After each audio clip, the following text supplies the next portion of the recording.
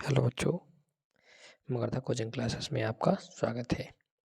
आज हम एडग्रेड अभ्यास पुस्तिका विज्ञान कक्षा 8वीं के जो कुछ चैप्टर रह गए थे उसके बारे में देखेंगे। तो आज हम अध्याय 5 पौधों एवं जंतुओं का संरक्षण एवं जंतुओं में जनन को किस प्रकार के प्रश्न उत्तरों को हल करना है वो जानेंगे और किस प्रकार सही उत्तर लिखना है वो लिखेंगे। ठीक है, तो देखो आगे चलते हैं। आ गया अध्याय 5 पौधे एवं जंतुओं का संरक्षण। ठीक है, इसमें सर्वप्रथम जी बॉक्स बने हैं जो इनको फिल करना है। तो एक बॉक्स में लिखना है आपको वन्य जंतु पादप, एक में संकटापन। तो संकटापन क्या होते हैं? जंतु होते हैं, वृक्ष होते हैं, झाड़ियाँ, सूक्ष्म जीव। और वन्य जंतु उत्पादक क्या होते हैं? प्रवास, संकटापन जीव, अभ्यारण्य, राष्ट्रीय उद्यान, पुनः वनरोपण आदि।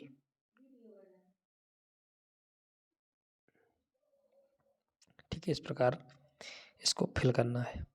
आगे प्रश्न उत्तर पे चलें। तो दिए गए शब्दों की सहायता से रिक्त स्थानों की पूर्ति कीजिए। तो पहला खाली स्थान है, उसमें भरेंगे अपन रेड डाटा।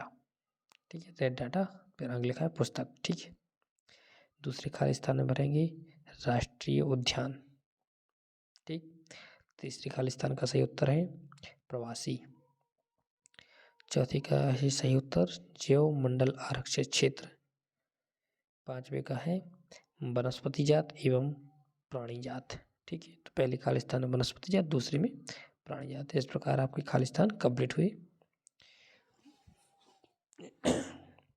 प्रश्न 2 देखें। तो वनोन्मूलन से वायुमंडल में किसका स्तर बढ़ता है? तो कार्बन डाइऑक्साइड का। पौधों व जंतुओं के लिए सुरक्षित क्षेत्र कौन सा है? जी तीनों क्षेत्र सही है, इसलिए उपरोक्त सभी आंसर हो जाएगा। खेती करने के लिए वनों की बड़े भूभाग साफ कर दिए जाते हैं। इस प्रक्रिया से पर्यावरण पर क्या प्रभाव पड़ता है? मृदा अपरदन शुरू हो जाता है। मृदा अपरदन का मतलब होता है मिट्टी का टूटना। यदि वन विलुप्त हो जाए तो क्या होगा? तो वायु में CO2 की मात्रा बढ़ जाएगी। ठीक है, पांचवा देखें। तो जंतु जिनकी संख्या एक निर्धारित स्तर से कम होती जा रही है तथा विलुप्त हो सकते हैं विघात संकटापन्न जंतु कहलाती है। ठीक, अधिलघु उत्तर प्रश्न में नंबर 1 देखें। विशेष क्षेत्रीय स्पीशीज के कोई दो उदाहरण। विशेष क्षेत्रीय स्पीशीज भी कहलाती हैं जो अपने क्षेत्र में पाई जाती हों। तो हमारे क्षेत्र में महुआ और आम प्रमुख रूप से पाई जाती है। वनोन्मूलन से आप क्या समझती हैं? इसका सही उत्तर है जंगलों से वनों को काटने की प्रक्रिया वनोन्मूलन कहलाती है। ठीक है, सूखा क्यों पड़ता है? जब वनों की ज़्यादा कटाई हो जाती है तो जलवायु का संतुलन बिगड़ जाता है, जिससे सूखे जैसी स्थिति बन जाती है। ठीक, राष्ट्रीय उद्यान क्यों बनाए जाते हैं? तो वनस्पति और प्राणी जात की सुरक्षा के लिए राष्ट्रीय उद्यान बनाए जाते हैं। पांचवा देखें, प्रवास से आप क्या समझती हैं? जंतुओं का एक स्थान से दूसरे स्थान पर चले जाने की क्रिया प्रवास कहलाती है। ठीक, छठवां देखें। जैवमंडल आरक्षित क्षेत्र क्यों बनाए गए? कोई एक जैवमंडल आरक्षित क्षेत्र का नाम लिखिए। तो जैव विविधता को बनाए रखने के लिए जैवमंडल आरक्षित क्षेत्र बनाए जाते हैं। पचमढ़ी एक प्रमुख जैव आरक्षित क्षेत्र है। ठीक, रेड डाटा पुस्तक क्या है, इसकी आवश्यकता क्यों? इसका सही उत्तर है संकटापन्न पादपों एवं जंतुओं की जानकारी को जिस पुस्तक में लिखा जाता है उसे रेड डाटा पुस्तक कहते हैं। ठीक है, आठवां देखें। वन्य प्राणी अभ्यारण्य और राष्ट्रीय उद्यान में अंतर स्पष्ट कीजिए। किन्हीं दो राष्ट्रीय उद्यानों के नाम लिखिए। अभ्यारण्य ऐसा आरक्षित क्षेत्र जिसमें पशु चारण एवं विचरण की अनुमति होती है। लेकिन राष्ट्रीय उद्यान है जो ऐसा आरक्षित क्षेत्र होता है जिसमें पशु चारण एवं विचरण की अनुमति नहीं होती। दो राष्ट्रीय उद्यानों के नाम, तो एक कानाकलसी राष्ट्रीय उद्यान जो मंडला जिले में है, एक माधवगढ़ राष्ट्रीय उद्यान जो शिवपुरी जिला में है। ठीक है, कागज के पुनः चक्रण पर टिप्पणी लिखिए। तो पुराने एवं उपयोगहीन कागज को पुनः उपयोग योग्य बनाने की क्रिया कागज का पुनः चक्रण कहलाती है। ठीक, उत्तरीय प्रश्न देखिए। वनोन्मूलन से मृदा की उर्वरता पर क्या प्रभाव पड़ता है, समझाइए। वनों के नष्ट हो जाने से वृक्षों की पत्तियां भी नष्ट हो जाती हैं, जिससे मृदा पर ह्यूमस की कमी होती जाती है। ह्यूमस की कमी होने से मृदा की उर्वरता लगातार कम होती जाती है।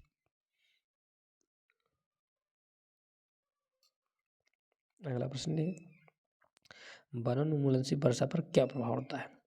तो वनोन्मूलन होने से जलवायु का संतुलन बिगड़ जाता है, जिससे वर्षा पर विपरीत प्रभाव पड़ता है और कभी अतिवृष्टि और कभी सूखे जैसे हालात उत्पन्न हो जाते हैं। ठीक है, 11वां प्रश्न देखिए, छोटे जीव जंतु हमारे पर्यावरण के लिए आवश्यक हैं, क्यों? जब बड़े जीव जंतुओं की मृत्यु हो जाती है तो उनके शरीर को अपघटित करने के लिए छोटे जीव जंतु अति आवश्यक हैं।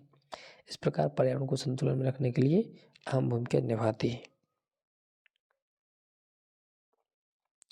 प्रोजेक्ट टाइगर तथा बाघ अथवा बाघ परियोजना क्यों लागू की गई? तो बाघों की संख्या लगातार कम होती जा रही थी, तो उनके संरक्षण के लिए सन 1973 में बाघ परियोजना लागू की गई।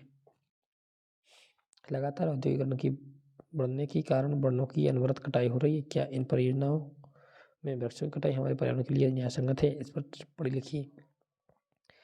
तो लगातार होने वाली औद्योगिकरण एवं शहरीकरण के कारण वनों की लगातार कटाई होती जा रही है, जो पर्यावरण के संतुलन के हिसाब से न्यायसंगत नहीं है।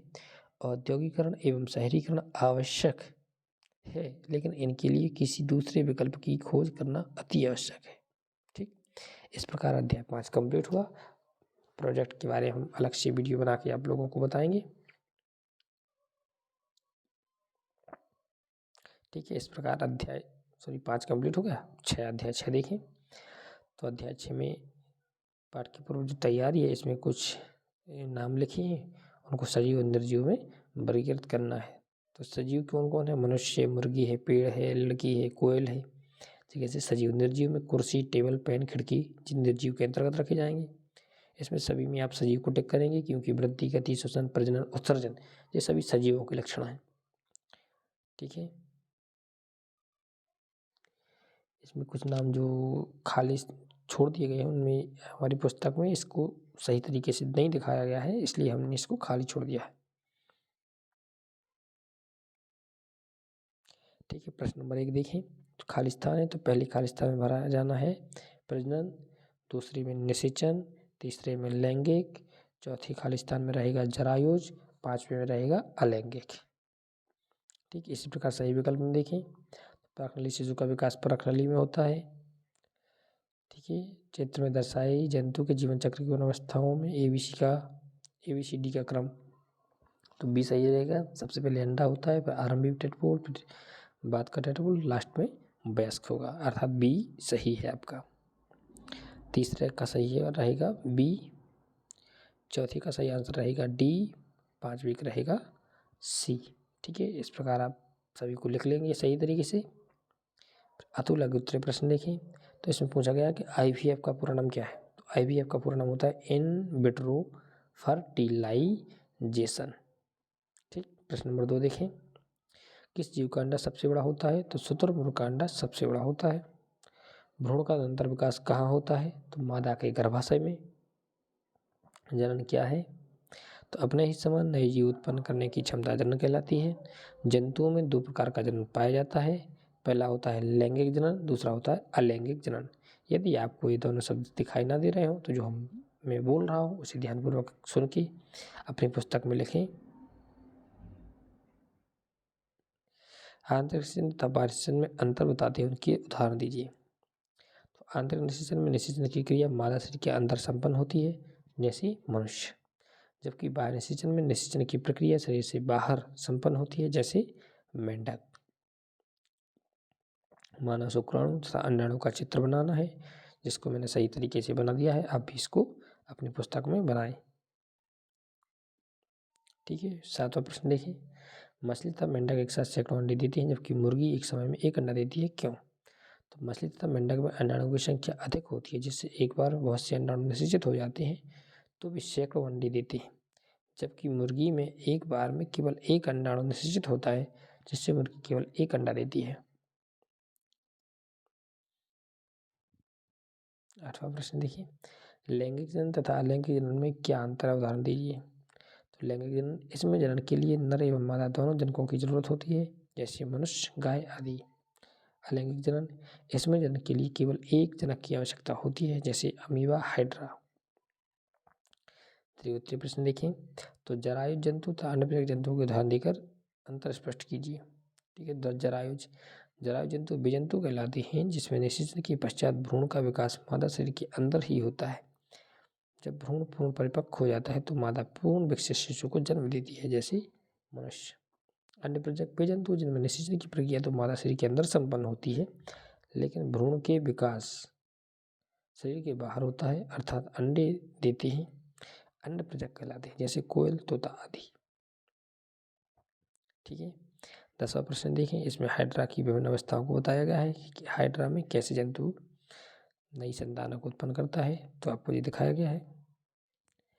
हाइड्रा में पहले मुकुल का निर्माण होता है, जो विकास करके धीरे धीरे अपने जनक पौधे से भिन्न हो जाता है, संतान के रूप में अलग हो जाता है। ठीक है, अमीबा में द्विखंडन।